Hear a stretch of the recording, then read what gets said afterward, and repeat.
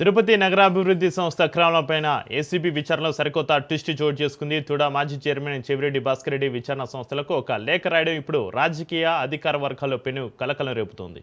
తుడాలో జరిగిన నిర్ణయాలన్నీ పాలక మండలి సమిష్టి నిర్ణయాలని, ఈ వ్యవహారంలో కేవలం తనను ఒక్కరినే బాధ్యని చేయడం సరికాదని ఆయన లేఖలో పేర్కొన్నారు. పాలక మండలిలో collector, municipal commissioner, TUDA VC సహా పలువురు ఉన్నతాధికారులు సభ్యులుగా ఉన్నారని, అక్రమాల అధికారుల ప్రమేయం కూడా ఉందని చెవిరెడ్డి సంచలన వ్యాఖ్యలు చేశారు. 2019-24 మధ్య జరిగిన ఈ వ్యవహారాలతోటి తనకు ఎలాంటి సంబంధం లేదని స్పష్టం చేశారు.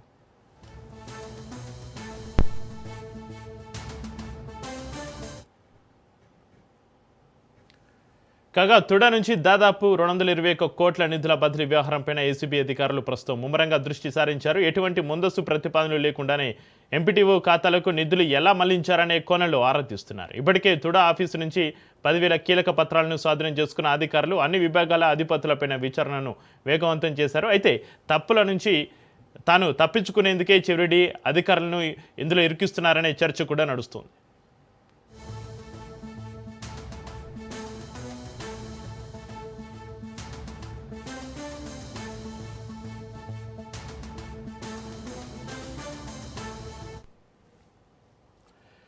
తిరుపతి నగరాభివృద్ధి సంస్థ అక్రమాలపైన ఏసీబీ విచారణలో సరికొత్త ట్విస్టుకు సంబంధించి మరింత సమాచారాన్ని మా ప్రతినిధి నారాయణ రెడ్డి ఫోన్ లైన్ అందిస్తారు. నారాయణ రెడ్డి, అసలు ఏం జరుగుతుంది? తిరుపతి నగరాభివృద్ధి సంస్థ అక్రమాలపైన ఏసీబీ విచారణలో సరికొత్త ట్విస్ట్ నెలకొంది. ఇక తుడా మాజీ చైర్మన్ చెవిరెడ్డి భాస్కర్ రెడ్డి విచారణ సంస్థలకు ఒక లేఖ రాయడం ఇప్పుడు రాజకీయ అధికార వర్గాల పైన కలకలం సంబంధించి మీ దగ్గర ఉన్న అప్డేట్స్ ఏంటి నారాయణ రెడ్డి? తిరుపతి పట్టణాభివృద్ధి సంస్థలో జరుగుతున్నటువంటి ఆర్థిక అక్రమాలపైన ఏసీబీ జరుపుతున్న విచారణలో ఊహించిన మలుపు చోటు చేసుకునింది. తుడా మాజీ చైర్మన్ వైసీపీ నేత చెవిరెడ్డి భాస్కర్ రెడ్డి విచారణ సంస్థలకు కూడా ఓ లేఖ రాయడం ఇప్పుడు అధికార వర్గాల్లో కూడా తీవ్ర కలకలం రేపుతుంది. ఈ వ్యవహారానికి సంబంధించిన అవినీతి నిరోధక శాఖకు చెవిరెడ్డి భాస్కర్ రెడ్డి ఓ లేఖ రాయడం, పాలక మండలి సమిష్టి నిర్ణయమే తప్ప తన సొంత నిర్ణయం లేదని కూడా ఆయన లేఖలో పేర్కొన్నారు.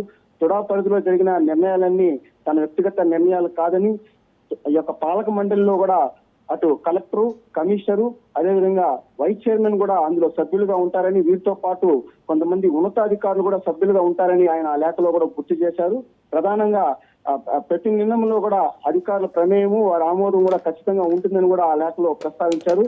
ముఖ్యంగా 2019-24 మధ్య కాలంలో జరిగినటువంటి యొక్క అక్రమాలలో తనకు ఎలాంటి సంబంధం లేదని కూడా ఆయన తేల్చినట్లు కూడా తేల్చి ఆ లేఖల ద్వారా కూడా చెప్పడం జరిగింది. అయితే చెవిరెడ్డి రాసిన ఈ లేఖ పైన కూడా భిన్నమైన చర్చ కూడా ప్రజలు కూడా నడుస్తుంది. తప్పు చేసి నుంచి ఆ తప్పు నుంచి తప్పించుకోవడానికి కూడా ఐఏఎస్ అధికారులతో పాటు ఇతర ఉన్నతాధికారులు కూడా ఈ కేసులో ఇరికిచ్చే ప్రయత్నం చేస్తున్నారనే విమర్శలు కూడా పెద్ద ఎత్తున కూడా వినిపిస్తున్నది.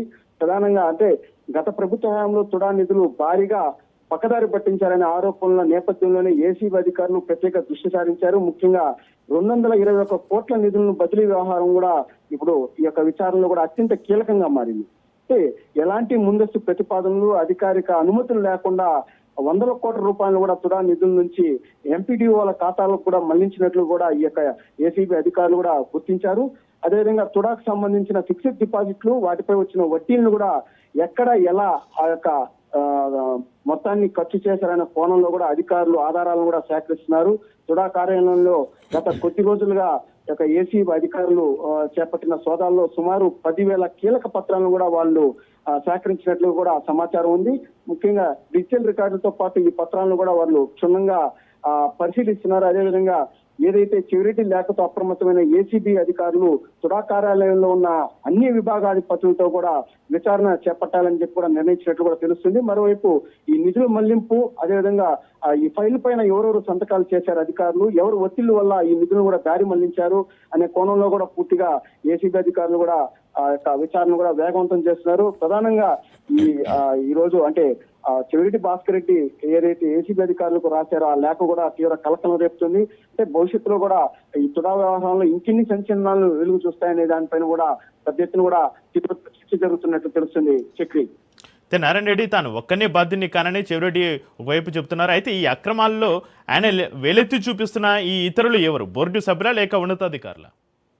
అంటే తుడాకి సంబంధించి చైర్మన్ తో పాటు కలెక్టర్, అదేవిధంగా కమిషనర్, వైస్ చైర్మన్ కూడా ఇందులో సభ్యులుగా ఉంటారు. వీరితో పాటు ఈ యొక్క తుడాకు సంబంధించిన విభాగాధిపతులు కూడా కొందరు దీంట్లో సభ్యులుగా కూడా కొనసాగుతారు. అంటే సమిష్టి నిర్ణయంతోనే తాను నిర్ణయాలు చేశానే తప్ప తాను ఏకపక్షంగా కూడా ఎక్కడ నిర్ణయాలు చేయలేదని చెప్పి, అంటే తన తప్పుల్లో కూడా వారి భాగం ఉందని చెప్తూ కూడా చెప్పకనే తన లేఖ ద్వారా తెలియజేసినట్టు కూడా తెలుస్తుంది. తనను ఒంటరిగా చేసి తనను విచారణ చేయడం సమంజసం కాదు.